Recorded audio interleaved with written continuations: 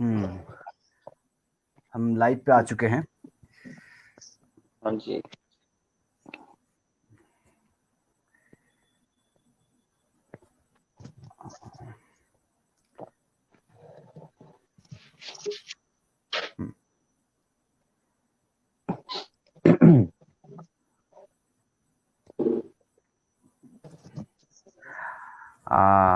नमस्ते, good evening सबको।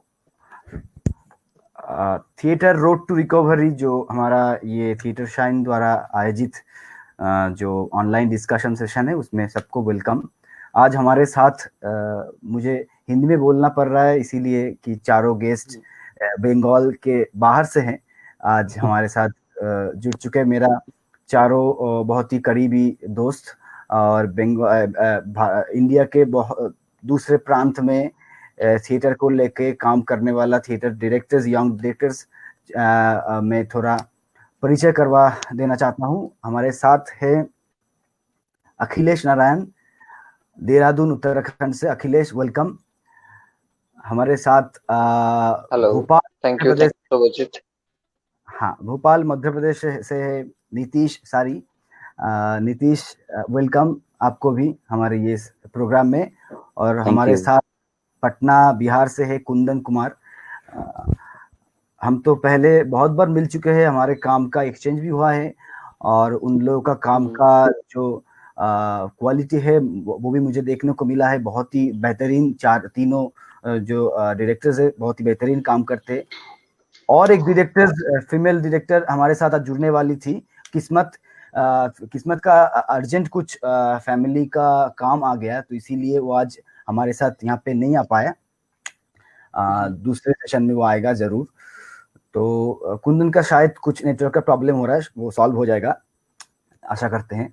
तो मैं अखिलेश से शुरू करता हूँ। ये जो हमारा जो सेशन है वो बहुत ही, अब हम लोग लाइट वे में थोड़ा बातचीत करते हैं क्योंकि अभी तो हम मिल नहीं सकते, तो इसीलिए ये वर्चुअल हाँ में ही जरूर। इसमें ही हम लोग बातचीत करना चाहते हैं और करते भी हैं। तो आपको मतलब ऐसे ही पूछना है कि आपका अभी आपका ग्रुप का क्या हालत है और आप क्या सोच रहे हैं, ग्रुप में क्या चल रहा है? आप लोग क्या कुछ इनिशिएटिव ले रहे हैं, कुछ कर रहे हैं काम वाम थिएटर का, या फिर अ, अभी रेस्ट में है? आप बताइए।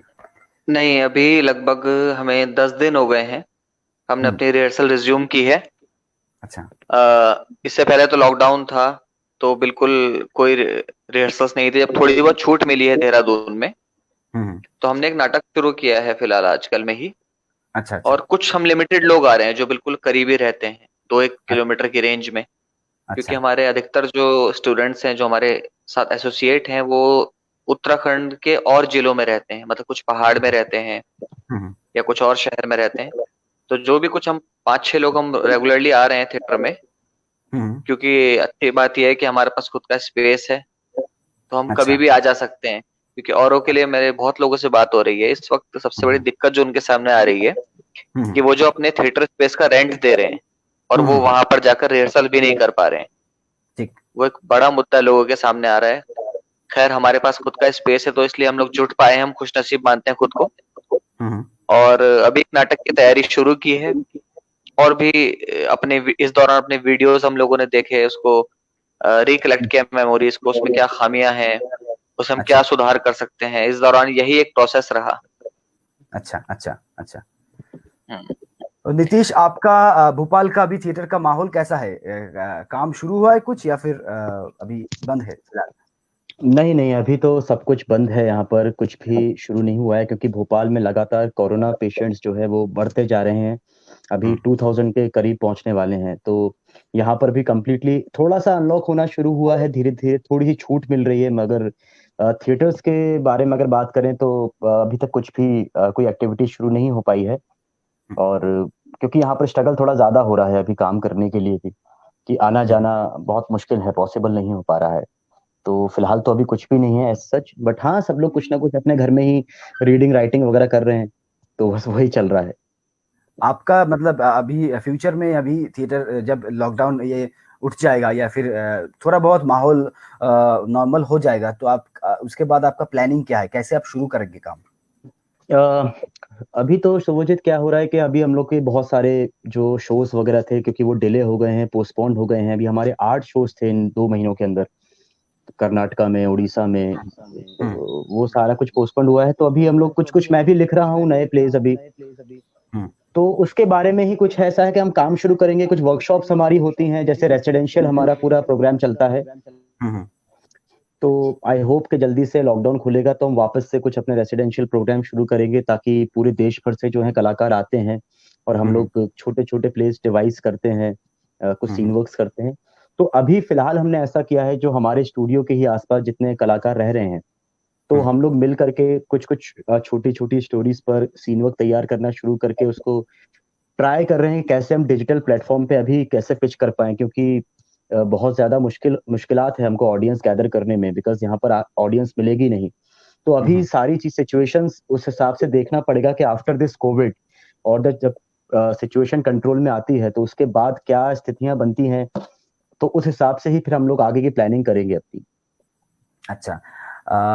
अच्छा अखिलेश आपका ग्रुप में कितने लोग प्रोफ़ेशनली थिएटर के साथ जुड़े जुड़े हुए हैं और या फिर कुछ काम भी करता है पार्टली थिएटर के साथ-साथ? नहीं, लगभग हमारे साथ जो 10 से 15 बच्चे जो हैं, जो वो थिएटर ही करते हैं। अच्छा, और बाकी कुछ हैं जो प्रोफेशनली थिएटर परस्यू कर रहे हैं, बट उनको घर चलाने के लिए रात की जॉब करनी पड़ती है। हुँ। अच्छा। अ, तो तो वो लोग अभी रात में कॉल सेंट हाँ जी। अच्छा अभी अभी जो लोग थिएटर सिर्फ़ करते हैं, उनका अभी हालत कैसा है? कैसा वो मतलब इकोनॉमिकली वो अ, अर्न कर रहे हैं अभी कैसा चला रहे हैं अपने आप को? चूँकि सब लोग अभी फैमिली के साथ रहते हैं इधर, हुँ, और देहरादून जो एक एजुकेशन हब है, हुँ, तो यहाँ पर बच्चे पढ़ने आते हैं। तो अच्छा। उनका ड्रीम अगर है थिएटर ज्वाइन करना, तो वो हुँ, लोग थिएटर ज्वाइन करते हैं और फिर एनएसडी या बीएनए या मुंबई के लिए ट्राई करते हैं। अच्छा, अच्छा, अच्छा, अच्छा। हाँ, मतलब कुंदन सुनाई दे रहा है हमें? जी, जी। अच्छा मैं नीतीश और अखिलेश से बात कर रहा था। आपको भी बहुत-बहुत वेलकम इस प्रोग्राम में। इंट्रोडक्शन मैंने कर दिए। तो अभी आपका पटना का थिएटर का हाल क्या है? मतलब हम लोग फ़ेसबुक में देख रहे थे 2-3 दिन पहले, एक आंदोलन आप लोग कर रहे हैं कि गवर्नमेंट के तौर से एक इनिशिएटिव लिया गया है, उसमें थोड़ा बहुत इंसल्टिंग भी कुछ अप्रोच किया गया है आर्टिस्ट के लिए। तो आप हाँ। थिएटर का अभी पटना में क्या चल रहा है? आप थोड़ा ब्रीफली अगर बताएँ तो? एक्टिविटी तो सारा बंद ही है लगभग पटना में। हुँ, और वो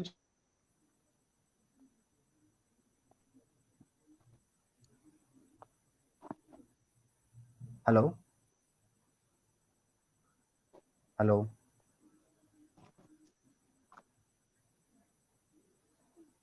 नेटवर्क का शायद प्रॉब्लम हो रहा है। हेलो? हेलो? हेलो? अ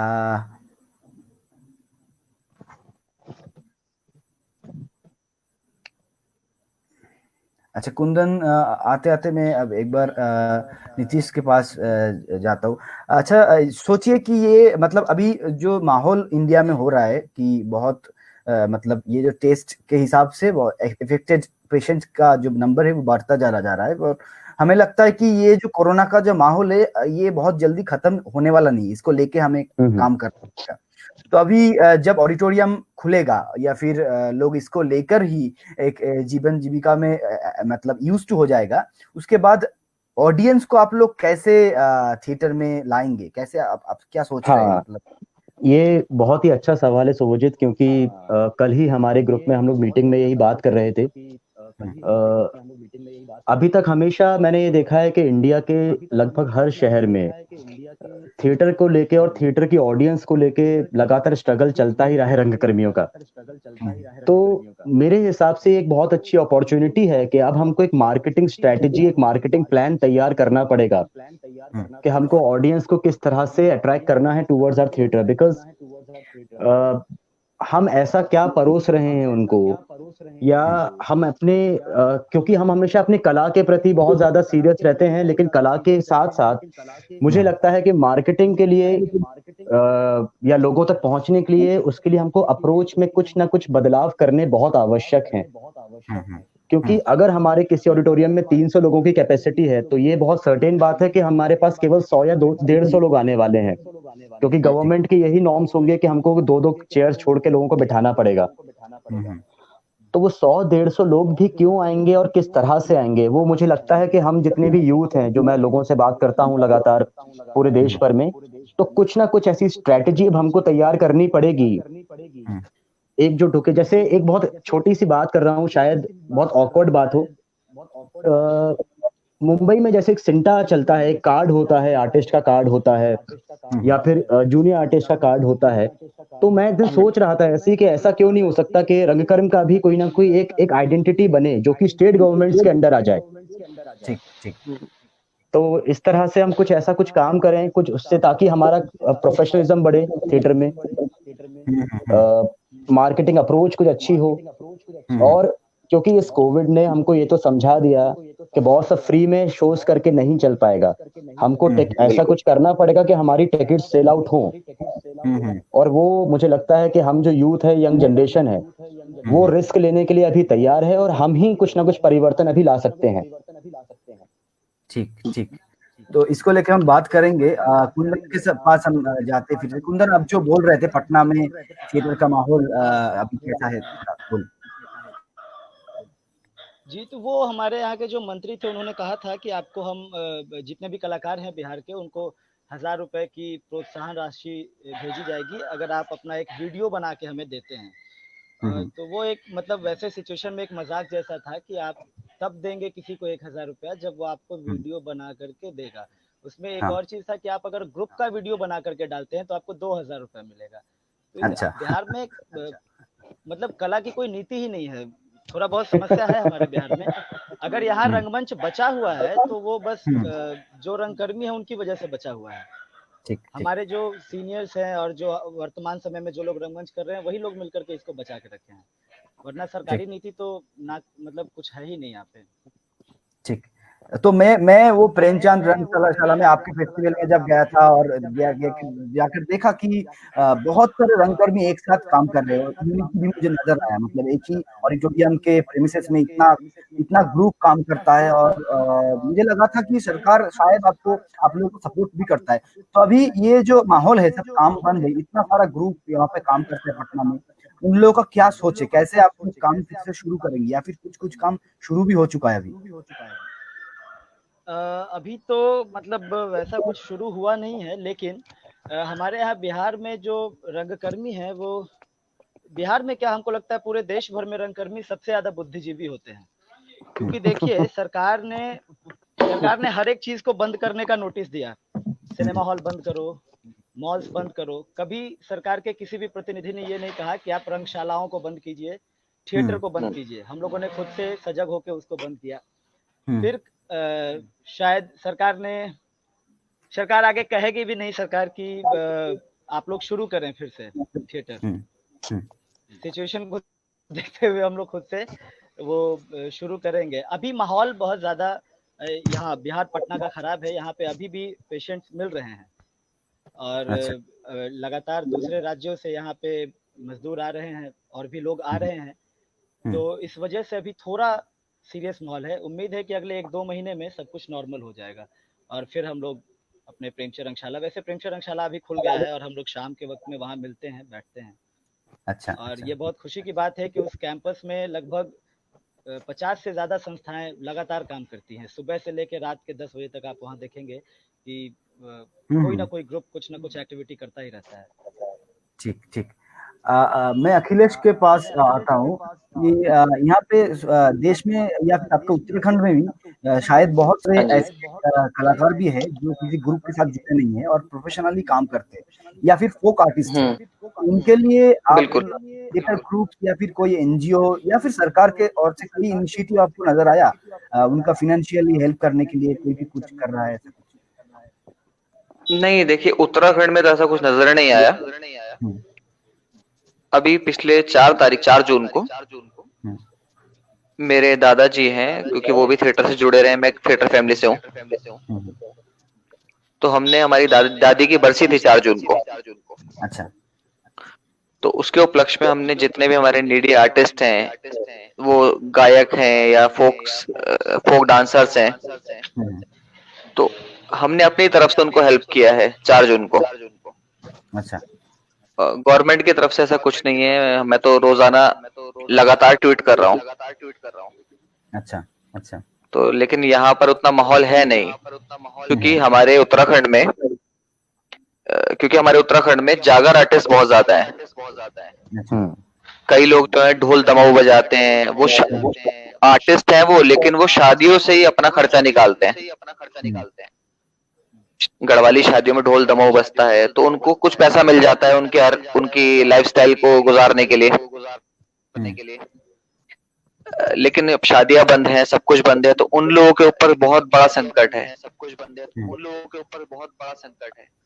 ठीक ठीक बाकी तो उत्तराखंड जो है, मैं अपनी बात कंप्लीट करता हूँ जल्दी से।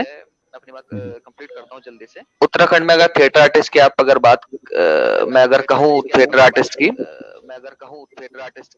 तो यहाँ पर जितने भी लगभग थिएटर आर्टिस्ट हुए हैं वो सेटल्ड हैं ज्यादातर। कई लोग गवर्नमेंट जॉब्स में हैं, वही उन लोगों ने थिएटर करना शुरू किया। अब जैसे हम हैं, मैं खुद थिएटर करता हूँ और हम टिकट शोज ही करते हैं, अच्छा तो हमारी अर्निंग इस तरह चलती है। लेकिन जैसे नीतीश ने बात कही कि हमें मार्केटिंग पे जोर देना पड़ेगा, हम्म, तो इसके लिए क्या है, सिर्फ हमें या हम चारों को ही ये काम नहीं करना होगा, हम्म, क्योंकि हमारे यहाँ जैसे भोपाल में या पटना में मान लीजिए कुंदन टिकट शो करते हैं हम्म, और बाकी लोग फ्री में दिखाते हैं। बिल्कुल मतलब मेरे शहर में तो ऐसा होता है, आपके शहरों का मैं कह नहीं सकता। नहीं बिल्कुल बिल्कुल। तो फिर क्योंकि फिर एक थिएटरिस्ट के लिए, जैसे मैं टिकट पे कर रहा हूँ, तो मेरे टिकट बेचना मुश्किल हो जाता है, ठीक सही बात है। क्योंकि ऑडियंस कहती है उसने तो फ्री में दिखाया। तो हम सबको ही ये मतलब जो भी लोग सुन रहे हो इस वीडियो को, हाँ, उन सबको इतना हमें प्रोत्साहित करना पड़ेगा कि आप अपना नाटक टिकट पर ही करो, बिल्कुल वरना मत करो। ऐसा कुछ रूल अगर सिंटा की तरह हमारी थिएटर फ्रेटर्निटी में कोई एक इस तरह की ऑर्गेनाइजेशन बन जाए, तो उनको एक कंपलसरी कर देना चाहिए कि नाटक होंगे तो टिकट पर ही होंगे, बिल्कुल सही। तो शायद कुछ स्थिति सुधर सकती है। ठीक ठीक जी नीतीश, मैं आपके पास आता हूँ कि ये जो टिकट का जो मामला है ये तो बहुत ही जरूरी है, पर अभी सोचिए कि हमारा नाटक देखता कौन है, जो मिडिल क्लास है या फिर लोअर मिडिल क्लास, वो भी नाटक देखते हैं वही। तो अभी पूरे देश में करीब 13-14 करोड़ लोगों का नौकरी जा चुका है या फिर जाने वाला है। लोगों का खरीदने का या फिर जो अपना जीवन को ठीक से चलाने का जो कैपेसिटी हो कमता जा रहा है। तो अभी टिकट खरीद के नाटक लोग देखने आएंगे, आपको क्या लगता है? मुझे लगता है सुवजित बिल्कुल आएंगे, क्योंकि इकोनॉमिकली जो भी अप्स एंड डाउन्स इंडिया में हो रहे हैं इस समय, लेकिन अगर हम जैसे मान लीजिए, मैं आपको अपने भोपाल की बात बताता हूँ, तो भोपाल में जब मैंने रंगकर्म शुरू किया था 2006 में, तब 20 रुपए का टिकट भारत भवन में बिकता था, और वो 20 रुपए का टिकट भी लोगों को लेने में जान निकलती थी। ये मैं जब 9वीं कक्षा में था, 9th क्लास में था, तब मैंने देखा था। और आज के दौर में वो स्थिति सुधरी है, और सुधरी कितनी है 14-15 साल में, कि वो पहुंचा है 50 रुपए टिकट तक। अच्छा तो मेरे हिसाब से 100 रुपए टिकट एक रंगकर्मी को एक नाटक का मिनिमम रखना ही चाहिए, क्योंकि आप देखिए जिस तरह से अगर हम बात करें महंगाई की, तो क्या मैं अभी कुछ दिन पहले एक वरिष्ठ रंगकर्मी है उनसे बात कर रहा था, तो जैसे अखिलेश ने बोला, मैंने उनको ये बोला, ऐसी बात ही उनसे कि हम एक फॉर्म भरते हैं ना, तो उस फॉर्म में बहुत सारे कॉलम्स होते हैं कि आपका ऑक्यूपेशन क्या है। तो मेरा कहने का तात्पर्य था कि आप ये बताइए, सबसे पहले सवाल सरकार से ये पूछना चाहिए कि हम किस कैटेगरी में आते हैं। हम बिजनेस पर्सन में आते हैं, हम सर्विस में आते हैं, हम गवर्नमेंट एम्प्लॉइज हैं। हमारे लिए आर्टिस्ट का या एक्टर का या रंगकर्मी का तो कोई कॉलम ही नहीं होता है। तो हम लोग स्टैंड कहाँ करते हैं?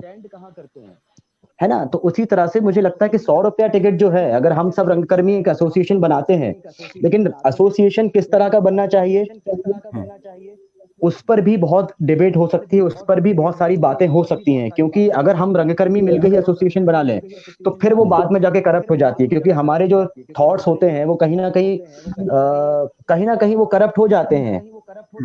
जो हम लगातार पिछले इतिहास में भी देखते आए हैं, जो राष्ट्रीय नाट्य विद्यालय का विरोध होता है, संगीत नाटक अकेडमी का विरोध हो जाता है, बहुत सारी संस्थाएं हैं सरकारी, उनका विरोध हो जाता है, क्योंकि लगातार परिवर्तन होते रहना चाहिए। तो एक मिनिमम दर टिकट का वो तय होना चाहिए कि 100 रुपया मिनिमम हो या 150 हो या 200 हो। और मुझे लगता है कि 100 रुपए किसी को भी खर्च करने में समस्या नहीं होनी चाहिए। और अगर हम यही सोचेंगे कि आदमी को 100 रुपए खर्च करने में समस्या होगी, तो फिर हम नाटक बनाना बंद कर दें। क्योंकि यदि सिनेमा बन रहा है, सिनेमा का टिकट 100-150 का बिक रहा है, तो अगर वो भी इकोनॉमिक देखने लगे कि इकोनॉमिकल बहुत प्रॉब्लम्स चल रही हैं, तो 20 रुपए का सिनेमा का टिकट हमको नहीं मिलेगा, तो हम रंगकर्मी क्यों 20 रुपए का टिकट बेचते।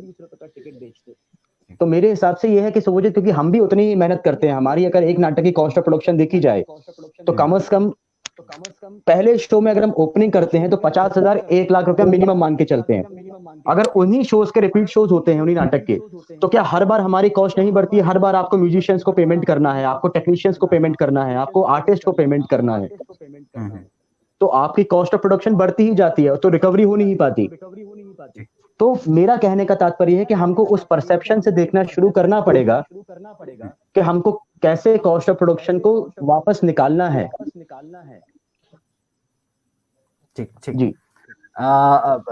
कुंदन, अभी सोचिए, आपको ऐसा ऐसा क्या लगता है कि सरकार को एक देश का जो आर्ट है, जो ट्रेडिशन है, उसको बढ़ाने के लिए सरकार का और भी ज्यादा, मतलब मैं एक देश के सरकार की बात कर रहा हूँ, राज्य सरकार की नहीं, और भी ज्यादा संवेदनशील होना चाहिए? अगर होना चाहिए तो एक नाट्यकर्मी होने के तौर पे आपका क्या क्या, मतलब आपका सुझाव रहेगा उनको, क्या क्या करना चाहिए इस माहौल में थिएटर आर्टिस्टों को बचाने के लिए, जो लोग सिर्फ थिएटर करते हैं, टेलीविजन नहीं करते या फिर और दूसरे काम के साथ जुड़े नहीं है? आप क्या बोलना चाहेंगे? जी देखिए, अपना कल्चरल डिपार्टमेंट तो है ही, ऐसा नहीं है कि अलग से कोई डिपार्टमेंट बनाने की जरूरत है। बजट भी ठीक ठाक है, बजट भी आता है, पैसा भी है, जरूरत है एक ईमानदार आदमी वहां होना चाहिए। या जो मंत्री हैं उनके साथ जो उनकी जो पैनल होती है, उनके साथ जो लोग बैठते हैं, या उनका जो अपना आईएएस लॉबी है, उन लोगों को थिएटर को समझना चाहिए। अभी जैसे एक ग्रांट है, इंडिविजुअल ग्रांट, जो पिछले कुछ दिनों से नहीं आ रहा है। इंडिविजुअल ग्रांट सबसे परफेक्ट ग्रांट मुझे लगता है, इस वजह से क्योंकि इंडिविजुअल ग्रांट डायरेक्ट किसी कलाकार के अकाउंट में जाता था और वो उसका इस्तेमाल करता था। वहाँ कहीं पे भी कुछ क्या बोलते हैं उसको, दलाली नहीं था, कोई बीच का आदमी नहीं होता था। कोई आदमी अपना प्रपोजल डाला, कोई प्ले करना चाह रहा है, एक्टिविटी बहुत ज्यादा होता था। आप लोग देखे होंगे जब इंडिविजुअल ग्रांट मिल रहा था तो हर शहर में एक्टिविटी बढ़ गया था, हर शहर में 50 लोगों को मिलता था या 100 लोगों को मिलता था। तो इतना तो तय है कि 100 नाटक होंगे, 100 नाटक होते थे। उन 100 नाटकों के लिए वो लोग अपने स्तर से एक्टर जुगाड़ना शुरू करते थे, तो कलाकारों की संख्या बढ़नी शुरू हो गई थी। लोग कॉलेज में जा करके प्ले करना शुरू कर रहे थे, वहां जाके वर्कशॉप करना शुरू कर रहे थे। तो एक जो अच्छा स्कीम होता है उसको बंद कर दिया जाता है। तो ईमानदारी से और समझ के इस पूरे डिपार्टमेंट को चलाने की जरूरत है। बजट है, पैसा है, मंत्रालय भी है, लेकिन उसको चलाएं कैसे, पैसों को यूटिलाइज कैसे करें। जैसे एक बहुत बड़ा महोत्सव, भारत रंग महोत्सव जैसा एक महोत्सव होता है और उसमें बहुत सारा पैसा खर्च होता है, लेकिन बस वही एक चीज है, एक क्या बोल सकते हैं उसको, स्टार मार्क किया हुआ कोई एक चीज जिसको आप हमेशा याद करेंगे, वही एक चीज है, वही एक सबसे बड़ी गतिविधि है। उसके अलावा दूसरी कोई गतिविधि नहीं।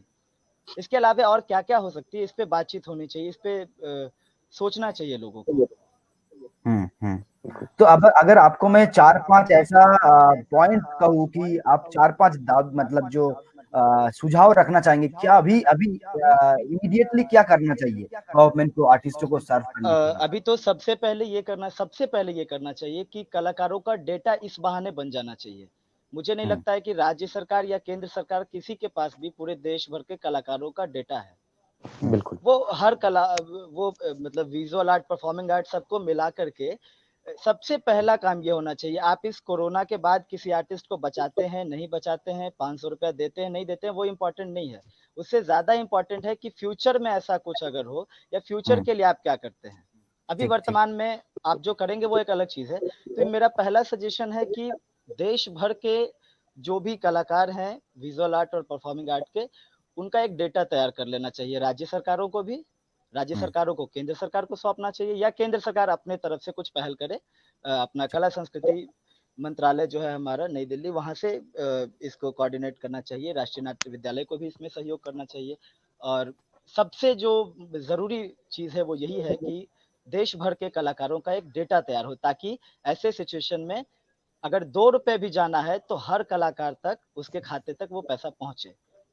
दूसरा, अभी जितने भी रेपेट्री ग्रुप्स हैं, ठीक है, उससे 1 लाख लोग ही जुड़े होंगे या 50,000 लोग जुड़े होंगे, तो उनका जो 2 सालों का पैसा रुका हुआ है, तो कुछ दिनों का ही पैसा, ना आप 2 साल का ना दे सके, 1 साल का ही पैसा रिलीज कीजिए, ताकि उससे जुड़े जो कलाकार है कम से कम कुछ लोगों तक तो राहत पहुंचे फिलहाल। इसके अलावा एक जो जैसे इंडिविजुअल ग्रांट था, इस तरह का एक कोई ऑप्शन फिर से शुरू कर देना चाहिए कि अभी जितने भी कलाकार हैं, जिस भी विधा के हैं, वो अपना आवेदन भेजें। वो क्या करना चाहते हैं, ऑनलाइन ही क्या कर सकते हैं, वो वीडियो बना के डालना ही है तो कुछ अपना परफॉर्मेंस डालें कुछ अच्छा, वो उनके ऊपर छोड़ना चाहिए वो किस तरह का प्रोजेक्ट बना के जमा करते हैं। और तत्काल में एक अमाउंट सेट करके 50,000, 1 लाख रुपया, 2 लाख रुपया, जो भी सरकार सक्षम हो, उन लोगों को भेजे। देश भर से उनका आवेदन मंगवाए और उनको जैसे इंडिविजुअल ग्रांट्स में होते थे, ये रेपेट्री ग्रांट की तरह और प्रोडक्शन ग्रांट की तरह नहीं, इंडिविजुअली हर किसी से आवेदन मंगवाया जाए और उनसे उनको जो कुछ भी सहयोग किया जा सकता है वो किया जाए। ठीक ठीक। अखिलेश, मैं ये जानना चाहता था कि ये जो सरकार का जो मतलब आर्टिस्टों को उतना इम्पोर्टेंस नहीं देना या फिर मतलब उसको माइनर करके रखना, ये क्या कुछ हम आर्टिस्टों के लिए ही नहीं हुआ? मतलब हम आर्टिस्ट उस तरीके से एकजुट नहीं हो पाई, या फिर यूनिटी नहीं हुआ, या फिर एक फोरम या फिर एक प्लेटफॉर्म जो होना चाहिए था, क्योंकि हर एक इंडस्ट्री में एक यूनियन है जो सरकार तक अपना बात पहुंचाता है, अपना जो मांग वो पहुंचाता है। तो हम इतना दिन का मतलब इतना सालों का हमारा थिएटर का हिस्ट्री है, अभी तक क्यों एक प्लेटफॉर्म या फिर एक फोरम अभी तक हमारा नेशनल लेवल पे बन नहीं पा रहा? आपको क्या लगता है? सुजीत, पता नहीं कहना ठीक होगा कि नहीं होगा, लेकिन यहाँ हमारे जितने भी सीनियर्स हैं, उन सबकी अपनी अपनी ऑर्गेनाइजेशन है। एक ऑर्गेनाइजेशन की हमें जरूरत ही नहीं है। प्रॉब्लम यहाँ पर है, अगर आप और हम 4 लोग हम लोग हमारे जैसे और भी युवा हम एकजुट हो जाएंगे, लेकिन हमारे में इतनी पारदर्शिता होनी चाहिए कि हम एकजुट रह सकें। और सिर्फ यही नहीं कि अखिलेश ही अपना भला सोचे या नीतीश ही अपना भला सोचे या कुंदन ही अपना भला सोचे। सबसे पहले इस मेंटेलिटी को सुधारना पड़ेगा। बिल्कुल सही। सबसे पहले इस मेंटेलिटी, क्योंकि सरकार भी तभी सुनेगी जब हम वाकई एकजुट होंगे। एकजुटता के नाम पर बहुत सारे संगठन है, कोई all India theatre association, all India theatre cultural organisation, पता नहीं कितने हैं, आप गिन सकते हैं। तो प्रॉब्लम ये है, अगर एक सिंटा की तरह बन जाए, एक ब्रांड तरीके से बन जाए, जिस पर सबको विश्वास हो। सबसे पहली बात, बिल्कुल मतलब कोई नया आर्टिस्ट भी आए तो वो उस ऑर्गेनाइजेशन से जुड़ना चाहे कि यार ये एक विश्वासी ऑर्गेनाइजेशन है, मुझे इससे जुड़ना चाहिए। तो मुझे थोड़ा सा ये टास्क इम्पॉसिबल तो नहीं लगता, लेकिन इसमें बहुत सारे ऐसे लोगों को जोड़ना पड़ेगा जो वाकई थिएटर के लिए काम करना चाहते हो, जो अपने उस कलाकार का दुख दर्द समझते हो, जो बेचारा किसी और शहर का है और आपके शहर में कमरा लेकर थिएटर कर रहा है। तो कुछ ऐसे लोगों का जुड़ना जरूरी है। थोड़ी सी मतलब हम स्टेज पर हम बहुत सारी बातें करते हैं कि हम थिएटर सच्चे होते हैं, हम ये होते हैं, लेकिन हमें वाकई सच्चा होना पड़ेगा। बिल्कुल। लेकिन मैं वाकई सच्चा हूं, मेरा मानना ये है। तो नीतीश, आपका भी क्या एक ही मानना है कि मतलब एक अभी अभी जो टाइम आया है वही मतलब राइट टाइम है थिएटर वालों को एक साथ जुड़ने का, या फिर हम लोग सिर्फ इंडिविजुअली सोचते हैं, इंडिविजुअली अपना प्रॉफिट या फिर अपना लीड सोचते हैं, इसीलिए शायद अभी अभी तक ये पॉसिबल नहीं है? हाँ, बिल्कुल शुभजीत, ये बात बहुत सही है आपकी कि हम लोग देखिए, ये बिटर ट्रुथ है, ये बहुत कटु सत्य है और कड़वा सच है कि रंगकर्मी एकजुट इसीलिए नहीं हो पाते हैं क्योंकि वो सबसे पहले अपना सोचते हैं। जितना मेरा अनुभव है, मैं अगर रेपिटरी ग्रांट्स की बात करूं जहां पर काम चलता है अच्छा, या और लोगों की बात करूं, तो सबसे पहले जब ग्रांट आती है तब जब हम ग्रांट अप्लाई करते हैं, अगर हम प्रोसीजर देखें, प्रोसेस की बात करें, तो अप्लाई करते हैं तो हमको लगता है कि ग्रांट आएगा तो हम ऐसा प्लान करेंगे, ऐसा स्टेज होगा, ऐसा सेट होगा, आर्टिस्ट को इतना पेमेंट करेंगे, ऐसा म्यूजिक होगा, सब तय हो जाता है। लेकिन हम सोचते हैं कि हमको 4 लाख रुपया मिलने वाला है, 3 लाख मिलने वाला है। धरातल पर आता है पैसा 70,000, 80,000, 50,000, 1 लाख, 1.25 लाख, 1.5 लाख। तो सडनली हमारे दिमाग में कैलकुलेशन घूमना शुरू हो जाता है, यार एक काम करते हैं यार, थोड़ा सा म्यूजिक का यार हम तबला कम करके ढोलक ही बजवा देंगे, फ्लूट की क्या जरूरत है, फ्लूट रिकॉर्ड बजवा देते हैं, है ना? तो पैसा बच जाएगा, तो यार 50,000 मैं बचा लूंगा तो मेरा अगला नाटक हो जाएगा। और ये हार्श रियलिटी है, और ये हर कहीं हो रहा है। ये ग्रुप एक ग्रुप में 4 ग्रुप बन जाते हैं। तो जैसा मैंने शुरू में भी कहा था कि एक सिंटा जैसा ऑर्गेनाइजेशन बनना चाहिए, जहां पर जैसे कुंदन ने बोला कि गवर्नमेंट को डेटाबेस तैयार करना है, तो अगर सिंटा जैसा या कोई ऑर्गेनाइजेशन बनता है तो आपको उसकी मेंबरशिप लेनी ही पड़ेगी रंगकर्म करने के लिए। तो ऑटोमेटिकली आपके पास एक डेटाबेस कलेक्ट होना शुरू हो जाएगा जिनका कार्ड बन रहा है। जैसे हमारे स्टेट गवर्नमेंट की बात करें, एमपी गवर्नमेंट ने इस लॉकडाउन में हमारी जो स्टेट गवर्नमेंट की ग्रांट्स हमको मिलती हैं, उसको 1 साल से पैसा रुका हुआ था, वो रिलीज कर दिया।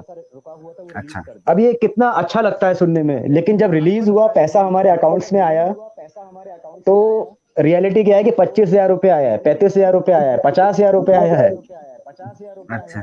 अब जिन लोगों ने 5-5 दिन का फेस्टिवल अप्लाई किया है, वो 35,000 रुपए में कैसे अपना फेस्टिवल कर पाएंगे? ठीक। तो ये सारी चीजों को कहीं ना कहीं तो हमको रोकना पड़ेगा। वो एकजुटता जो है, जो वैसे मैंने कहा ना कि ये अपॉर्चुनिटी है, ये कोविड जो है ये बहुत बड़ी अपॉर्चुनिटी है। इसमें हमको समझ में आ गया कि सरवाइव करना इज वेरी डिफिकल्ट। अगर हमारे पास पैसा नहीं होगा, ग्रुप रन करने के हिसाब से देखा जाए तो 35,000 रुपए 2,000 रुपए के बराबर होता है, क्योंकि आपके ग्रुप में 15 लोग हैं, 10 लोग हैं। तो वही चीज है कि हमको एक अपॉर्चुनिटी देखनी पड़ेगी शुभजीत कि किस तरह से। और ये बहुत सही बात बोली अखिलेश ने कि पारदर्शिता होनी चाहिए, एक ट्रांसपेरेंसी बहुत जरूरी है। और जो सीनियर्स की बात करी, मैं उससे भी अग्री करता हूँ कि सबके अपने अपने ग्रुप हैं, हर कोई यही चाहता है कि यार मेरे को पैसा मिल जाए, मैं काम कर लूं, ग्रांट आ जाए। कब तक हम सरकारी ग्रांट पर आश्रित रहेंगे? हम क्यों प्राइवेटली लोगों को अट्रैक्ट नहीं कर पा रहे हैं? क्यों हम टिकटेड शोज करके अर्न नहीं कर पा रहे हैं? ये एक बहुत बड़ा मुद्दा इंडियन थिएटर में शुरू से है। जब मैंने शुरू किया था तब भी सुनता था, आज भी सुन रहा हूँ। तो हमने जो अपना यहाँ पर स्टूडियो सेटअप किया है, उसमें हम जितने शोज करते हैं सारे टिकटेड करते हैं। अच्छा। क्योंकि हमारे पास ऑप्शन नहीं है सोचे, क्योंकि अगर अब नहीं जागे तो फिर समय निकल जाएगा यार हाथ से। कुंदन, आपसे मुझे जानना है कि अभी सोचिए कि ग्रांट तो ठीक है, ग्रांट का तो एक अनसर्टेनिटी है, उसका रेगुलरिटी भी नहीं है। तो हम थिएटर के लिए जो कॉर्पोरेट जो कंपनीज है, उनका जो कल्चरल सोशल रिस्पॉन्सिबिलिटी जो है ना, उनका एक विभाग है, उसमें भी लोग खर्चा करते हैं। तो हम थिएटर के लिए क्यों उसमें अप्लाई नहीं करते, जाते नहीं, या फिर हमारा काम का क्वालिटी के ऊपर हम खुद को ही कॉन्फिडेंस नहीं है? क्या आपका क्या मानना है, हम क्यों अप्रोच नहीं करते कॉर्पोरेट सेक्टर के? सुबह से ही हम यही प्लान करके बैठे थे कि इसी विषय पे हम बोलेंगे। सरकार के भरोसे थिएटर करना अभी मतलब सोचना ही नहीं चाहिए।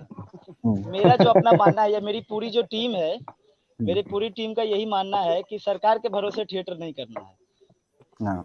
क्योंकि अगर आप रेपेटरी ग्रांट, प्रोडक्शन ग्रांट और इंडिविजुअल ग्रांट के भरोसे अगर आप थिएटर कर रहे हैं, तो फिर आप इंतजार कीजिए, पैसा आएगा तो फिर कीजिए। तो अभी रंगमंच में जैसे अभिनेता बहुत सारे हैं, निर्देशक बहुत सारे हो गए हैं, लेखक भी ढेर हैं, तो अभी सबसे ज्यादा जो जरूरी है रंगमंच को वो है आपका, देखिए हम लिख करके भी रखे हुए हैं, थोड़ा देख लेते हैं इसमें। प्रोड्यूसर चाहिए रंगमंच को, मार्केटिंग मैनेजर चाहिए, स्पॉन्सर चाहिए, पब्लिसिटी करने वाला आदमी चाहिए और प्रमोटर चाहिए। तो हम अपने आप को थिएटर में प्रमोटर ही मानते हैं जब से हम थिएटर कर रहे हैं। इस वजह से प्रोमोटर मानते हैं कि डायरेक्शन तो मजबूरी में करना होता है, क्योंकि कभी हमेशा हम कहीं राष्ट्रीय नाट्य विद्यालय से पास आउट किन्हीं को बुलाते हैं, उनका वर्कशॉप कराते हैं, हर बार पैसा नहीं होता, तो फिर मजबूरी में कभी कभी हम भी डायरेक्शन कर लेते हैं। तो जैसे CSR फंडिंग है, हमने देखा है अभी जो प्रवास हम लोगों ने 2020 किया, हमारे ऑडिटोरियम के बाहर 200 से 500 मीटर के रेंज में किसी को नहीं मालूम कि यहाँ पे प्रेमचंद रंगशाला है, यहाँ पे थिएटर होता है। तो ये जो पूरे देश भर में ये समस्या है कि आपके पास क्लास की ऑडियंस नहीं आती, एलिट क्लास ऑडियंस नहीं आती है थिएटर को देखने के लिए, आपके टिकट्स नहीं बिक रहे हैं। हम लोगों ने बिहार में रिकॉर्ड बनाया है, 30,000 35,000 का टिकट लगभग हम लोग, हैवदन में भी हम लोगों ने 35,000 का टिकट बेचा था, और अभी औघर के वक्त में भी हम लोगों ने लगभग 37-38,000 का टिकट बेचा था। तो ये थोड़ा मार्केटिंग पे ज्यादा ध्यान देना होगा हम लोगों को। जैसे हम लोग नाटक अच्छा बनाने पे ध्यान देते हैं, मार्केटिंग पे ध्यान देना होगा। एक पैरेलल टीम बनानी होगी, जैसे हम 20 लोगों का एक टीम बनाते हैं नाटक के लिए, वैसे ही पैरेलल एक दूसरी टीम बनाइए, या फिर जो टीम नाटक कर रही है आप उनसे कहिए कि आपको ही मार्केटिंग देखना है, क्योंकि आज तक जो भी रंगमंच में आए वो सिर्फ रंगमंच से लेने आते हैं, सीखने आते हैं, सीख करके या तो वो मुंबई जाएंगे या कहीं जाएंगे, उनका जो अपना गोल होता है वो उस तरफ चले जाते हैं, लेकिन थिएटर को कुछ दे के जाने की इच्छा किन्हीं की नहीं होती है। तो हमें जरूरत है अपने एक्टरों को प्रमोट करने की, कि आप मार्केटिंग के बारे में, अभी नए नए जो लड़के आ रहे हैं बहुत शार्प माइंडेड है, मेरे टीम के हर एक जितने भी आर्टिस्ट हैं उन लोगों ने इस बार 2020 करवाया है पूरा प्रवास। उन लोगों ने कहा कि भैया कितना खर्च आएगा, हम लोग कलेक्ट करके इस बार देंगे। और ये पिछली बार मैं लोन में चला गया था प्रवास 2019 में, इस बार एक खुशी की बात है कि मेरी पूरी टीम ने प्रवास 2020 का पूरा पैसा कलेक्ट करके दिया है। बहुत बढ़िया, बहुत बढ़िया। ये लोग शाम को 4 घंटे के लिए फेस्टिवल का मैनेजमेंट करते थे, अपने प्ले का रिहर्सल करते थे, और फिर पूरे दिन मार्केट में घूमते थे। इसमें इन लोगों ने किसी सेक्टर को नहीं, 5-5 लोगों की टीम बना ली। आप बैंक, कोई भी बैंक हो, उसका रीजनल ऑफिस हो, हेड ऑफिस हो, छोड़ना ही नहीं है। 5 लड़कों ने एकदम कसम खा लिया, 5 लड़कों ने कसम खा लिया कि हमारे यहाँ जो भी इंडियन ऑयल है, रिलायंस है, एयरटेल है, जो बड़ी कंपनियां हैं उनको छोड़ना ही नहीं है। दरवाजे पे जाके सुबह से शाम तक बैठे रहते थे ये लोग। बहुत स्ट्रगल किया इन लोगों ने, बहुत मेहनत किया इस बार फेस्टिवल को ये करने के लिए। और मतलब ये खुशी की बात है कि इस बार फेस्टिवल में सरकार से 1 रुपया नहीं, वो हम हमेशा लिखते हैं कि बिना किसी सरकारी अनुदान के हम ये महोत्सव कर रहे हैं, सरकार का 1 रुपया भी नहीं आया, और पूरी टीम ने पैसा कलेक्ट करके इस पूरे फेस्टिवल को किया। टिकट भी अच्छा बिका। एक टीम थी 5-6 लोगों की, उन लोगों ने प्लान किया था कि जितने भी कॉलेज हैं पटना में, हम सारे कॉलेज के सारे प्रोफेसर को जबरदस्ती टिकट बेचेंगे, सर आपको लेना होगा। और हर कॉलेज से हमारे यहाँ स्टूडेंट हैं, एन कॉलेज है तो उनके यहाँ के 2 स्टूडेंट हमारे यहाँ है, तो वो अपने कॉलेज में ये इसको गुंडागर्दी कहिए, अपने प्रोफेसर के साथ ये लोग गुंडागर्दी करके पैसा लाए थे कि सर आपको लेना ही है। और विश्वास करेंगे आप, 100 रुपए के टिकट की बात कर रहे हैं, मेरे टीम के लड़कों ने 500 का टिकट उनको दिया है, और बोला, और उनको भी अच्छा लगा, उनको भी बहुत अच्छा लगा। फिर हम लोगों ने एक प्लान किया था इस बार, जो हमको लगता है पूरे देश में करने की, जहाँ भी रंगमंच की स्थिति खराब है, कुछ राज्यों में तो बहुत अच्छी स्थिति है, तो वो एक ये था कि हम लोगों ने 5 दिनों के फेस्टिवल में टारगेट किया था कि 5 पॉलिटिशियंस को बुलाएंगे पहले दिन, फिर 5 IAS को बुलाएंगे, फिर 5 बड़े ब्यूरोक्रेट्स को बुलाएंगे, फिर 5 जो आसपास में कोचिंग इंस्टीट्यूट्स वाले, छोटे छोटे बच्चों के स्कूल्स वाले, जो प्ले स्कूल्स चलाते हैं, वैसे जो लोग हैं उन सारे लोगों को बुलाएंगे, 5 प्रोफेसर्स को बुलाएंगे। ऐसे करके हम लोगों ने टारगेट किया था, और 5 दिन अलग अलग कम्युनिटी से चीफ गेस्ट हम लोग बुला रहे थे। और एक कमाल का रिस्पांस मिला। उन लोगों ने कहा कि अगली बार कुछ भी करना तो जरूर बताना, अगली बार कुछ भी करना जरूर बताना। और मतलब एक एक ऐसा उम्मीद जागा है हम लोगों की टीम में कि अगली बार अगर हम फेस्टिवल करें तो हो सकता है हम पैसा बचा भी लें, इतने सारे लोग मिले। 1 महीने तक हम लोगों ने मार्केटिंग किया था। जैसे हम लोग 1-2 महीने नाटक का रिहर्सल करते हैं, वैसे ही ज़रूरत है एक टीम बना के मार्केटिंग करने की। प्रोड्यूसर ढूंढिए, हमारे आसपास में ही प्रोड्यूसर मिलेंगे।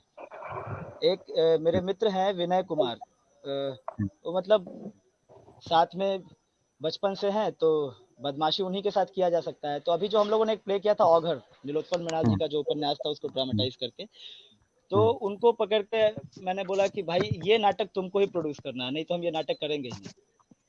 फिर उसको नाटक पढ़ाए, सुनाए, रीडिंग में बिठाए। तो मन तो नहीं था, कोई भी नहीं चाहेगा अपने पॉकेट से 40,000 रुपया 50,000 रुपया खर्च करना, लेकिन पूरी टीम ने कन्विंस किया, जबरदस्ती किया, और हम लोगों को मालूम था उसके पास पैसा है, वो कुछ पैसा कमाता है वो थिएटर का ही जो दूसरा सेक्टर है उस तरफ से वो पैसा कमाता है। तो पूरी टीम ने मिल करके जबरदस्ती करके उससे 30-40 हजार रुपया निकलवा लिया। तो वैसे ही जबरदस्ती ढूंढ के, और एक बहुत अच्छा हुआ, इस बात को पटना के रंगकर्मियों ने बहुत प्रोत्साहित किया कि पटना में थिएटर में प्रोड्यूसर का चलन शुरू हुआ। अच्छा, तो एक ऐसे करके शुरू करने की जरूरत है, प्रोड्यूसर का चलन अपने फैमिली में ही ढूंढते हैं, 4 प्रोड्यूसर बना लेते हैं। जैसे मामा जी IAS हैं, फूफा जी इंस्पेक्टर हैं, चाचा जी ये हैं, तो इन तीनों के पास गए, 10-10 हजार कलेक्ट किए और एक नाटक किए 30 हजार में, 40 हजार में। तो ऐसे करके प्रोड्यूसर बनाने की जरूरत है। और जब ये लोग प्रोड्यूसर बनना शुरू होंगे ना, तो हमको लगता है देखा देखी और भी लोग आना शुरू करेंगे। ठीक ठीक। अखिलेश, हम तो चाहते हैं कि थिएटर में प्रोड्यूसर आए और कॉर्पोरेट फंडिंग हो, पर अभी हम तो इस प्रोसेस में हम लोग सभी जुड़ेंगे। पर अभी आपको क्या लगता है कि जो इकोनॉमिकल स्थिति है उसके हिसाब से थिएटर का जो फंड बजट है वो क्या हमें थोड़ा कम रखना होगा, प्लानिंग उसी हिसाब से करना होगा, या फिर थिएटर में कुछ फॉर्म का क्या चेंजेस हो सकता है? मतलब हम थोड़ा इकोनॉमिकली वायबल बनाने के लिए फॉर्म का कोई चेंजेस अभी आफ्टर कोरोना जो पीरियड होगा उसमें आएगा, आपको क्या लगता है?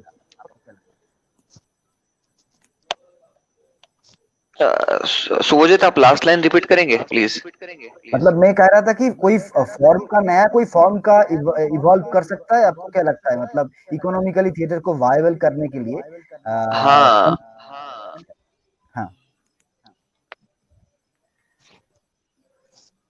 देखिए, जैसे मैं मुंबई रहा हूँ काफी वक्त, तो वहां से मैं एक चीज बड़ी सी सीखा, जो शायद इस वक्त मैं तो अप्लाई करने वाला हूँ।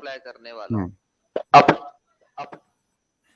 अपने जब मेरे नाटक होंगे, अब वो स्टूडियो लेवल पर होंगे, क्योंकि हमारे पास लोग 100, 70, 80, 50 हमारी ऑडियंस यही होने वाली है आने वाले वक्त में। बिल्कुल। तो हम उस बड़े हॉल का किराया फिलहाल तो हम ना दें।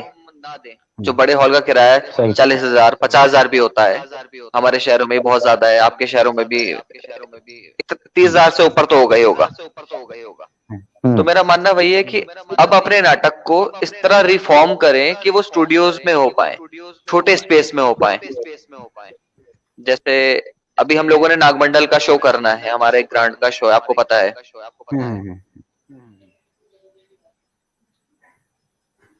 तो जैसे नागमंडल का हमें शो करना है, तो मैंने सोचा है इसको किस तरह मैं ऑडिटोरियम में ले जाकर एक बस्ती में कर सकूं, क्योंकि बस्ती में मेरे को वैसी, क्योंकि मेरा जो घर है आसपास अच्छी पहाड़ हैं, जंगलात हैं, तो इससे क्या होगा, एक तो मेरे पास नई ऑडियंस जुड़ेगी, क्योंकि मेरे पास उस शो करने के लिए लागत है, तो मैं एक नई ऑडियंस जनरेट करना चाहूंगा। और बाकी अगर रेवेन्यू जनरेट करने के लिए, अदर रेवेन्यू अगर मैं जनरेट करना चाहूं, तो मैं तो अपने नाटकों को स्टूडियोज में ले जाऊंगा, जहां 80 की सीटिंग है, जहां 100 की सीटिंग है, और आपके आसपास भी ऐसे बहुत सारे स्टूडियोज मिल जाएंगे। क्योंकि फिलहाल का वक्त तो यही जाएगा कि हमें स्टूडियोज में अपने नाटकों को ले जाना चाहिए। और इस रूप में मैं अभी कोशिश ये कर रहा हूँ कि, क्योंकि देखिए वेब सीरीज का दौर है, नेटफ्लिक्स, अमेजॉन प्राइम का दौर है, तो हमें अपने नाटकों का स्टाइल भी चेंज करना पड़ेगा। क्योंकि अगर हमें एक नई ऑडियंस से कनेक्ट होना है जो पैसे देगी, क्योंकि थिएटर वाला जो व्यक्ति होगा वो आपको उतना टिकट का कॉस्ट नहीं दे पाएगा जितना आप एक्सपेक्ट करने की कोशिश कर रहे होंगे। तो हमें बिल्कुल थोड़ा सही। सा अपने नाटकों को या एक नई फॉर्म को अपनाना पड़ेगा, जिसमें कुछ सस्पेंस ड्रामास नए खोजने पड़ेंगे। इस दौरान लॉकडाउन में मैंने कई सस्पेंस ड्रामा खोजे हैं जो अंग्रेजी नाटक हैं। तो वो क्या है, जो एक लेमैन है या जो आज का युवा है जो नेटफ्लिक्स देखता है, जिसकी सोच उस लेवल पर जा चुकी है कि मुझे इतने आसपास कुछ देखना है, तो अगर हम उसको अपने कोई भी पुराना मैं ऐसा नहीं कहूंगा कि कोई नाटक पुराना है या किसी का स्टाइल खराब है, लेकिन मेरा जोर अभी इस पर रहेगा, मेरा पर्सनल जोर, कि मैं नाटकों को थोड़ा सा उसका फिल्मीकरण करूं ताकि एक नई ऑडियंस मेरे पास जनरेट हो और उतना रेवेन्यू का पैसा मेरे पास आ सके क्योंकि स्टूडियोज आपको थोड़ा कम दर पर मिल जाएंगे। जी। तो नीतीश, आपको भी क्या लगता है कि थिएटर को थोड़ा डिसेंट्रलाइज होना चाहिए, मतलब शहर से थोड़ा बाहर जाके, जैसा अखिलेश बोल रहा था कि बाहर गांव में या फिर कोई ऐसा एरिया में जहाँ पे नया ऑडियंस मिले, वहां पे थिएटर को लेकर जाना है शहर से, आपको क्या लगता है? बिल्कुल सही, मैं अखिलेश की बात से पूरी तरह सहमत हूँ। अगर आप मेरे से ये सवाल पूछते तो मैं भी यही कहता कि अब हम लोग भी ऑडिटोरियम की जगह अपने स्टूडियोज में ही अब कुछ ना कुछ छोटे छोटे एक्टिविटीज, और बिल्कुल ये जो क्या कहेंगे ऑनलाइन थिएटर की बात या फिर एक वेब के थ्रू एक शूट करने के पर्पज से अगर देखा जाए तो कहीं ना कहीं हमको भी इसमें उतरना पड़ेगा सोमुजित, बिकॉज अगर मैं मार्केटिंग का स्टूडेंट रहा हूँ तो टारगेट ऑडियंस अगर हमारी देखी जाए तो वो सीधी सी बात है 18 साल से 45 साल तक की होती है। वैसे 40 होती है बट हम मैक्सिमम एज कैप तक जाते हैं तो 45 हो जाती है, क्योंकि उसके बाद जो एज ग्रुप बनता है उसकी एक फिक्स माइंडसेट उनका शुरू हो जाता है, वो अपनी जिंदगी को उसी माइंडसेट के हिसाब से फिर पूरी परस्यू करते हैं। तो 18 से 40 साल तक का जो वर्ग है वो इस समय डिजिटल प्लेटफॉर्म पर इतना ज्यादा एक्टिव है और उसको अपने मोबाइल पर, जैसे 3-4 दिन पहले मैं एक मेरे दोस्त है जो बॉलीवुड में काम कर रहे हैं, भोपाल के ही हैं, तो वो राष्ट्रीय नाट्य विद्यालय के स्नातक है, उनसे मैं बात कर रहा था तो हम लोग की ऐसी बात हो रही थी। मैंने बोला जैसे थिएटर की ऑडियंस पहले सिनेमा खा गया था एक टाइम पर 60-70 के दशक में, उसी तरह आज सिनेमा की ऑडियंस भी वेब सीरीज या जो ये जो अमेजन नेटफ्लिक्स सब आ रहे हैं, ये सिनेमा की भी ऑडियंस धीरे धीरे खा रहे हैं। तो ऑडियंस का टेस्ट चेंज हो रहा है और हमको उस टेस्ट को समझ के वही चीज परोसनी पड़ेगी, नहीं तो हम हमेशा पीछे ही रह जाएंगे। जैसे कुंदन ने बोला, कुंदन ने एक बात बोली कि आजकल बहुत सारे लेखक निकल रहे हैं, निर्देशक हो रहे हैं, अभिनेता भी हो रहे हैं, परंतु बात यही है कि जो युवा हैं, युवा वर्ग, जैसे मेरे पास भी बहुत सारे यंगस्टर्स आते हैं, आप सबके पास आते हैं, उन लोगों की सोच एक बहुत अलग लेवल पे जाती है। कुछ क्रिएटिव सोचते हैं जिससे शायद कभी हम कनेक्ट कर पाते हैं, कभी हम कनेक्ट नहीं भी कर पाते हैं, मगर अब शायद वक्त ऐसा है कि हमको वो चीज समझनी पड़ेगी उनके साथ बैठ के वार्तालाप करके कि एक्चुअली आज का यूथ चाहता क्या है, इसको पसंद क्या है, नहीं तो हमको ऑडियंस कहाँ मिलने वाली है। ठीक ठीक। कुंदन, मैं आपके पास जाना चाहूंगा कि अभी जो दौर चल रहा है उसमें बहुत सारे वर्चुअल काम भी हो रहा है, ऑनलाइन में नाटक दिखाने का काम, या फिर नाटक का स्ट्रीमिंग कर रहे हैं बहुत लोग। तो आपको क्या लगता है कि कुछ कुछ लोग भी ये भी बोल रहे हैं कि यही नियर फ्यूचर होने वाला है, नाटक वर्चुअली परफॉर्म होना, पर नाटक का तो लाइव एक एसेंस है, वही नाटक का यूएसपी है। तो आपको क्या लगता, आपका क्या मानना है कि ऐसे वर्चुअल नाटक स्ट्रीमिंग करने का जो दौर चल रहा है उसमें क्या ठीक है या फिर ऐसा चलना चाहिए?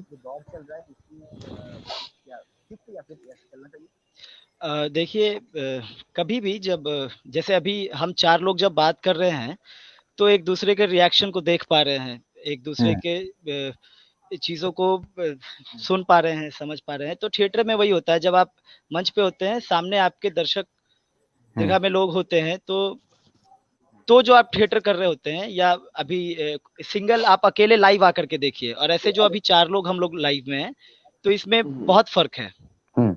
वही हमारे इसमें वर्चुअल में अगर आप थिएटर कर फ्यूचर में अगर इसको आप ऑनलाइन थिएटर और ये सब कुछ अगर करना चाहेंगे तो मुझे नहीं लगता है कि ये सही है। आप नाटक करते हैं मंच पे, उसका रिकॉर्डिंग अगर आप चलाते हैं लाइव में फेसबुक पे, वो ठीक है।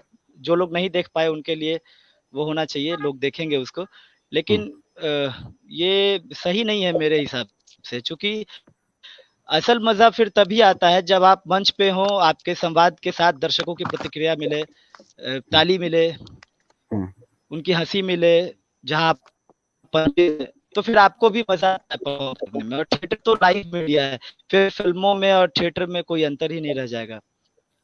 ठीक ठीक एकदम। अखिलेश, आप जब मतलब स्टूडियो में काम शुरू करेंगे ऐसा प्लान कर रहे हैं, मतलब आप नया प्रोडक्शन को लेके, तो उसमें ऑडियंस के लिए आपका सेफ्टी मेजर्स क्या होगा? मतलब ऑडियंस जब आएंगे तब आप उनके लिए क्या क्या सेफ्टी के लिए, स्वास्थ्य के लिए अरेंजमेंट करना चाहेंगे?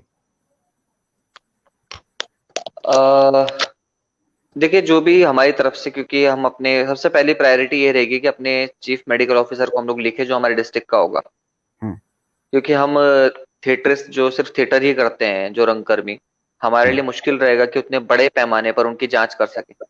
तो हमें डेफिनेटली सरकार की मदद लेनी पड़ेगी कि हम अपने सीएमओ को लिखें, चीफ मेडिकल ऑफिसर जो भी सिटी का होता है उसे लिखें, और तो वो अपनी टीम भेजे, जो भी जितनी हमारी ऑडियंस आने वाली है 100, 80, 120, तो उस बड़े पैमाने पर तो हमें कहीं ना कहीं गवर्नमेंट की हेल्प लेनी पड़ेगी, और मेरे ख्याल से ये हेल्प करने के लिए कोई गवर्नमेंट पीछे नहीं रहेगी।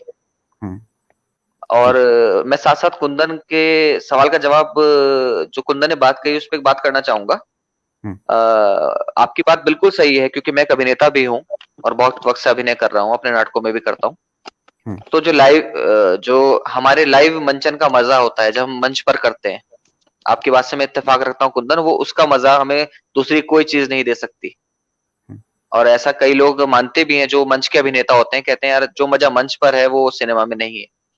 लेकिन अगर मैं कुंदन दूसरी ओर सोचूं, जैसे शुभजीत का आपसे सवाल था कि ये जो लाइव स्ट्रीमिंग हो रही है, हम लोग लाइव अपने नाटक दिखा रहे हैं, इसका फिर हमें तौर तरीका बदलना पड़ेगा। जैसे आप देखेंगे हॉटस्टार एक ऐप है, उसने सिने प्ले दिखाने शुरू किए हैं। बिल्कुल बिल्कुल। तो हमें फिर नाटकों को उसी तरह बनाना पड़ेगा कि हम लोग इस पे, अगर हमें इसी कंडीशन में जीना पड़ गया तो, बाकी मैं इसका बिल्कुल समर्थक नहीं हूं, और क्या करें अगर मजबूरी ऐसी आ गई। अब देखिए, जैसे कल हमने अपना नाटक औरंगजेब दिखाया है, अगर तुम अपनी इनर फीलिंग अगर आपसे शेयर करूं आप सभी लोगों से, तो पता नहीं क्यों आखिरी नाटक हमने जनवरी में परफॉर्म किया था अलवर में। तो जनवरी से लेके ये वक्त शायद 4-5 महीने का वक्त, और पिछले 15 सालों में ऐसा कभी वक्त नहीं गया कि 4-5 महीने खाली बैठना पड़ा हो किसी परफॉर्मेंस के बिना।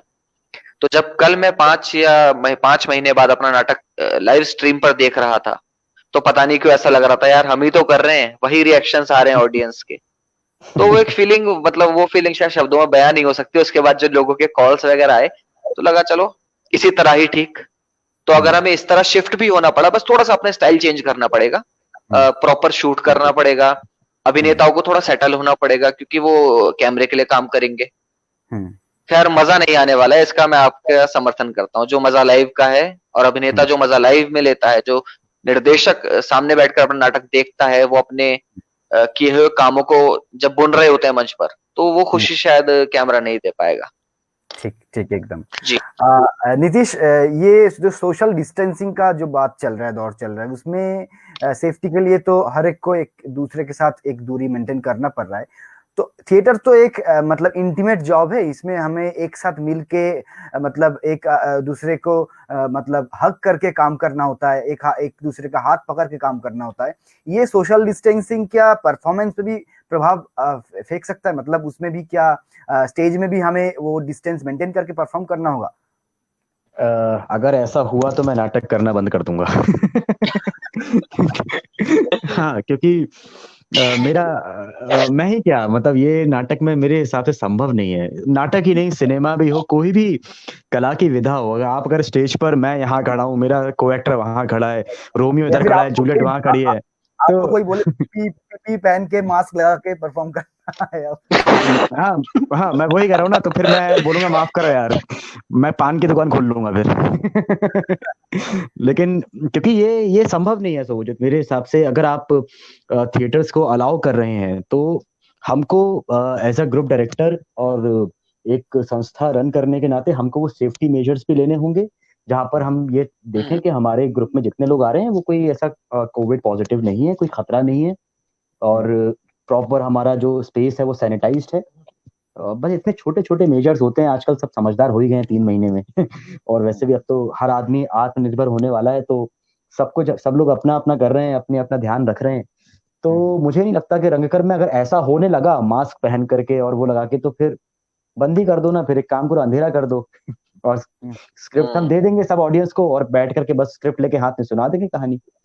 ठीक ठीक एकदम। तो नीतीश कुंदन, आपके पास नीतीश का जो बात बोल रहे थे आत्मनिर्भर होना चाहिए और हो रहा है सब, इसको लेकर मैं यही बताना चाहूंगा, मतलब पूछना चाहूंगा कि आपको क्या लगता है इस माहौल में, इस दौर में हम जिस दौर से गुजर रहे हैं उसमें थिएटर को प्रोफेशन के तौर से कोई एक्सेप्ट कर सकता है अभी यंग जनरेशन, या फिर थिएटर के साथ साथ एक ऑल्टरनेटिव जॉब भी रखना चाहिए?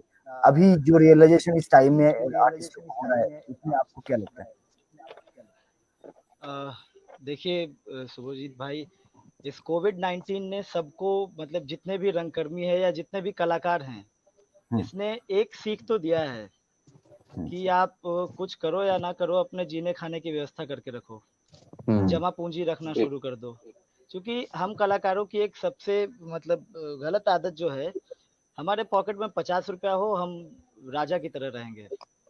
अगले दिन ठीक है नहीं खाएंगे, आज लेकिन बर्गर खाएंगे, वो नहीं कि 25 रुपया बचा के कल का सोचेंगे आज 50 रुपया है, बर्गर ही खाएंगे। तो अभी एक है कि या तो आप थिएटर में पैसा बनाने की सोच सकते हैं तो बनाइए। सबसे पहले हम थोड़ा सा टाइम लेंगे आप लोगों का। एक जो परंपरा चली आती रही है कि लोग कहते हैं रंगमंच में पैसा नहीं है, हमारे सीनियर्स ने हमसे कहा, और हम भी अगर अपने जूनियर से कहेंगे तो एक समय में रंगमंच बिल्कुल बंद हो जाएगा, क्योंकि फिर कोई भी क्यों आएगा रंगमंच में। एक समय के बाद आपको अपना परिवार चलाना ही है, परिवार का वो जिम्मेदारी आएगा ही आपके ऊपर। तो इस परंपरा पे भी मुझे मतलब ये लगता है इसको रोकना चाहिए। कोई आए तो आप उसको ये मत कहिए कि रंगमंच में पैसा नहीं है। जो नए लड़के आ रहे हैं, जैसे मेरे टीम के जो नए लड़के हैं, उनके साथ बैठ के बात कीजिए कि रंगमंच में पैसा क्यों नहीं है, कैसे आएगा पैसा। और अगर आप बात करना शुरू करेंगे, सोचना शुरू करेंगे, उस पर काम करना शुरू करेंगे तो जरूर पैसा आएगा। तो एक तो ये है, दूसरा ये कि एक अल्टरनेट व्यवस्था करना चाहिए। आप रंगमंच में इतने भी मत गुम हो जाइए कि आप कल को अगर इस तरह का सिचुएशन फिर से आए तो आप भूखे मरे। जैसे मैंने देखा है पिछले 2 महीनों में, आप लोग अगर फेसबुक पे हैं तो थोड़ा बहुत एक्टिविटी फेसबुक पे दिखा होगा, उसके अलावा व्हाट्सएप पे हम लोग एक अति आवश्यक ग्रुप चला रहे हैं जिसमें पटना के सैकड़ों कलाकारों को राशन, पैसा कैश में और बहुत सी चीज़ें, उसमें महिला पुरुष हर तरह के कलाकार, और वैसे कलाकार जिनको आप मंच पे देख के या मंच से निकल के उस कैंपस में देख के, प्रेमचंद रंगशाला कैंपस में, आप नहीं कह सकते कि वो उनकी स्थिति इतनी खराब है। उनकी पर्सनालिटी देख के, उनका, क्योंकि हम लोगों के साथ एक ये भी चीज़ है, दर्शक हमसे इसलिए भी नहीं जुड़ पाते। देखिए रंगमंच किसी भी चीज़ को 2 ही चीज़ बचाता है। एक हमारे यहाँ सुमन भैया हैं, कुछ दिनों पहले ही उनसे बात हुई थी, उन्होंने ये कहा था रंगमंच को या तो सरकार बचा सकती है या फिर समाज बचा सकता है। सरकार की रहने दीजिए, सरकार क्या कर रही है और क्या कर सकती है वो अलग बात है। समाज को कभी किसी रंगकर्मी की चिंता ही नहीं है, किसी कलाकार की चिंता ही नहीं है, क्योंकि कलाकार दिखने में हमेशा राजा होता है, वो हमेशा राजा की तरह ट्रीट करता है। आपको मंच पे देख के आपके दर्शक जरा सा भी ये नहीं सोचेंगे, वो जब आपसे मिलने आते हैं, प्रतिक्रिया देने आते हैं, तो आप भी उनको ये नहीं कहेंगे कि मैं आज भूखा हूँ।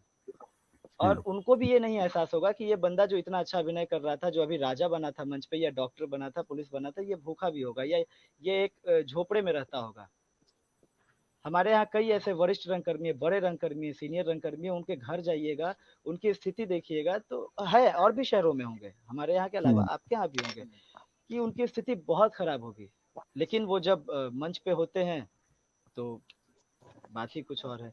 तो बहुत ज़रूरी है कि आप एक दूसरा रास्ता, चाहे कुछ भी हो, आप एक ऑटो खरीद के भाड़े पे चलवाएं, या एक चाय का स्टॉल खुलवा दे, वहाँ एक आदमी रखवा दें, क्योंकि आपसे तो वो नहीं हो पाएगा। जो रंगकर्मी होता है वो शायद ना ही कर पाए ये काम, क्योंकि वो बड़ा अजीब ख्यालात का हो जाता है आदमी। जो कलाकार आदमी होता है वो बड़ा दूसरे तरह का होता है। तो बहुत ज़रूरी है सर, ये कोविड-19 ने ये सिखाया है कि आपको जमा पूंजी करना पड़ेगा, आपको जीने खाने के लिए सोचना पड़ेगा, केवल रंगमंच करते रहने से नहीं चलेगा काम। ठीक। हम लोग ये डिस्कशन का एकदम एंड में आ चुके हैं। तो हम लोग एंड में जो जो गेस्ट आते हैं उनसे यही सेम सवाल पूछते हैं सभी से कि एंड में आप लोगों का क्या वार्ता रहेगा, जो यंग जनरेशन्स का थिएटर एक्टिविस्ट है, जो लोग घर बैठ के इतने दिनों में थोड़ा बहुत डिप्रेस भी हो चुके हैं और बाहर निकलना चाहते हैं, परफॉर्म करने के लिए उत्सुक हो रहे हैं, तो उनको लास्ट क्या आप मैसेज देना चाहेंगे? अखिलेश से मैं शुरू करना चाहूंगा। मैं तो यही मैसेज देना चाहूंगा सभी को, जो क्योंकि बहुत लोग डिप्रेस्ड हुए हैं, शायद मैं भी हुआ हूँगा, शायद आप में से भी कई लोग हुए होंगे। और कुंदन ने तो मतलब ये कहने वाली बात नहीं है, कुंदन ने जो काम किया है इस दौरान वो काबिले तारीफ है। और इमोशनल कर दिया आपने कुंदन, लेकिन आपकी बात बहुत सही है कि हमें कई मुद्दों पर सोचना पड़ेगा। और जो लोग घरों में हैं अपने, उनसे सिर्फ इतना ही कहना चाहूंगा, थोड़ा सा पेशेंस रखिए।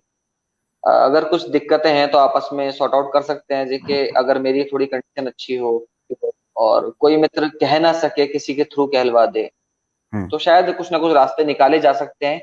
बाकी तो इस वक्त तो यही मान चुके हैं हम सभी लोग की स्थिति सुधरे। हम सब लोग एक रंगकर्मी को इस वक्त जो मुझे महसूस हुआ है, जो उसको जरूरत इस वक्त लग रही है कि भैया हमारी रिहर्सल कब शुरू होगी, शायद वो सब कुछ चीजें टैकल कर गया है कि भूख, पैसा, जो मेरा अनुभव रहा है अभी तक जितने लोगों से बात की है, वो एक बड़ा फैक्टर है, भूख और पैसा। लेकिन फिर भी उनके मन में एक ही लालसा है, रिहर्सल शुरू हो जाए बस किसी तरह। शायद वो एक अलग सी ताकत है या वो कोई दैवीय शक्ति है जो शायद हम लोगों को फिर से एक बार खड़ा कर देगी। और सभी से यही कहना चाहूंगा, डिप्रेस ना रहें, अपने जो भी सीनियर है उनसे बात करते रहें।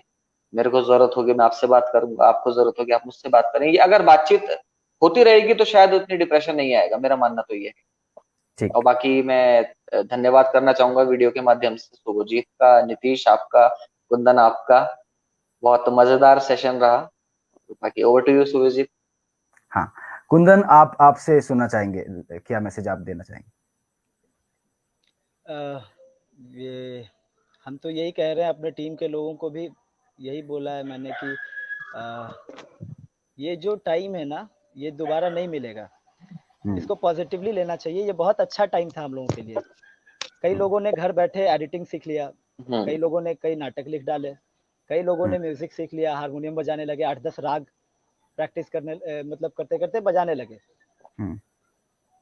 किताबें पढ़ने का ये मतलब एक अच्छा मौका है। इस बीच आप ढेर सारी किताबों को पढ़ सकते हैं।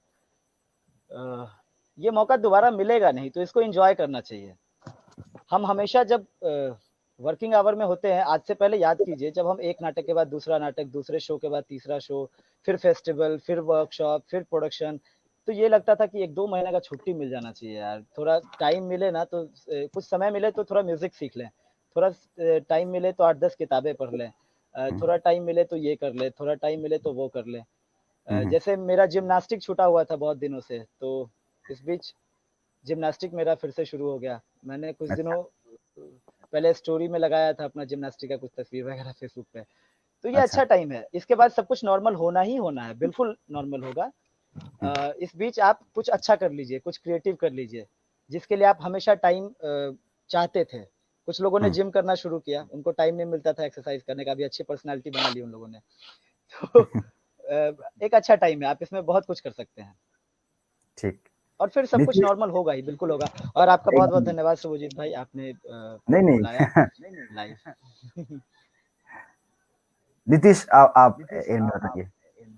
जी मैं सबसे पहले शुरू करूंगा। डिप्रेशन की जो बात करी है अखिलेश ने, बहुत अच्छी बात करी है, क्योंकि बहुत अभी हमारे बीच में ही एक हमारी रंगकर्मी थी प्रेक्षा, जो मध्य प्रदेश नाट्य विद्यालय में पढ़ी थी, मैं उससे मिला था। उसका निधन हुआ, बहुत दुखद था। तो उसके बाद मैं अपने कलाकारों को मैंने एक लेख लिख के डाला था कि हम रंगकर्मी हैं, अभिनेता हैं, कलाकार हैं, रस पढ़ते हैं, रस की शुरुआत होती है श्रृंगार से। तो जब कभी अवसाद से ग्रसित हो तो कृपया श्रृंगार देखना शुरू करो, चाहे वो बाहर हो, चाहे वो आपके घर में हो, और सबसे पहले अपना आंतरिक श्रृंगार करो। अगर नहीं हो रहा, जैसे सोशल डिस्टेंसिंग है, कोविड ने समझा ही दिया, हर आदमी इस समय इंडिविजुअलिटी में ही ध्यान दे रहा है कि यार मैं अपनी सुरक्षा स्वयं करूं। तो सबसे पहले अपने आप को देखो, अपनी खूबसूरती देखो, तो आपको अपने आप सारे लोग अच्छे लगने लगेंगे। तो जितने भी युवा हैं जो अवसाद में जा रहे हैं, मैं उनको सबसे पहले यही कहना चाहूँगा कि डिप्रेस मत हो, अवसाद से ग्रसित मत हो, थोड़ा-सा धीरज बनाए रखो। हमेशा, क्योंकि सबसे ज़्यादा अंधियारी रात होती है, सूर्य उसके बाद ही उदय होता है। तो सूर्योदय होगा, हम सब फिर से वापस से काम पर लौटेंगे, अच्छा काम करेंगे और एक-दूसरे की जो इम्पोर्टेंस हमको समझ में आई है, वो बहुत ज़रूरी है। और दूसरा पॉइंट मैं कहना चाहूँगा शुभजीत, कि हम सरकारों को ब्लेम कर रहे हैं, लॉकडाउन प्लान्ड नहीं था, सबके काम खराब हो गए हैं। प्लीज़, प्लीज़, प्लीज़ ब्लेम करना सब लोग बंद करें। इंडिविजुअली उठो और परिवर्तन लाने का प्रयास शुरू करें, क्योंकि अब नहीं होगा तो फिर कभी नहीं होगा। क्योंकि जैसे शायद हर 100 साल में एक महामारी आती है, हम लगातार कुछ ना कुछ पढ़ते जा रहे हैं। हम उस जनरेशन में जी रहे हैं और हम इस उम्र में हैं, हम सब लोग, हम चारों खास करके जो बात कर रहे हैं इस समय, हम सब लोग उस उम्र में हैं कि अब हम लोगों के पास शायद ऑप्शंस धीरे-धीरे कम होने शुरू हो जाएँगे आगे बढ़ के। तो हमको अगर हम परिवर्तित नहीं होंगे, अगर हम अब एकजुट नहीं होंगे, हम एक साथ मोर्चा नहीं सँभालेंगे, तो फिर स्थिति बद से बदतर होगी और फिर उसको पूरा शटडाउन होने में टाइम नहीं लगेगा। तो यही मैं कहना चाहता हूँ और बहुत अच्छा सेशन रहा, मज़ा आया। मैं तो हमेशा ही मज़े में रहता हूँ, बात करने सबसे अच्छा लगता है, सबसे जुड़ना अच्छा लगता है। Thank you Akhilesh, thank you Kundan, thank you so much Shubhajit के इनवाइट करने के लिए और इस सेशन के लिए। हम सेशन के एंड में आ चुके हैं और आप सबको, अब तीनों को, अखिलेश, कुंदन और नीतीश, आप तीनों को बहुत बहुत शुक्रिया टाइम देने के लिए और हमारे इस डिस्कशन में आने के लिए। हम बहुत ही जल्दी मतलब फिजिकली मिलेंगे, मतलब वर्चुअली नहीं, एक साथ काम भी करेंगे, बहुत ही अच्छा टाइम हम लोग स्पेंड करेंगे। और आप जो बताए कि एकजुट होने का जो अभी टाइम आ गया है, ये अलर्निंग सिचुएशन है, इसमें बहुत ही जल्दी हमारा जो जनरेशन है वो पिछले जनरेशन का भूल को ना दोहराए और हम एक साथ मिल के कुछ बनाए, ताकि हमारा जो हम जो डिजर्व करते हैं वो हमें मिले। तो इसी से खत्म करते इस सेशन को। अब अच्छे रहिए, सेफ रहिए, सुरक्षित रहिए, अपना ख्याल रखिए। धन्यवाद। Good night. Thank you. Good night everyone.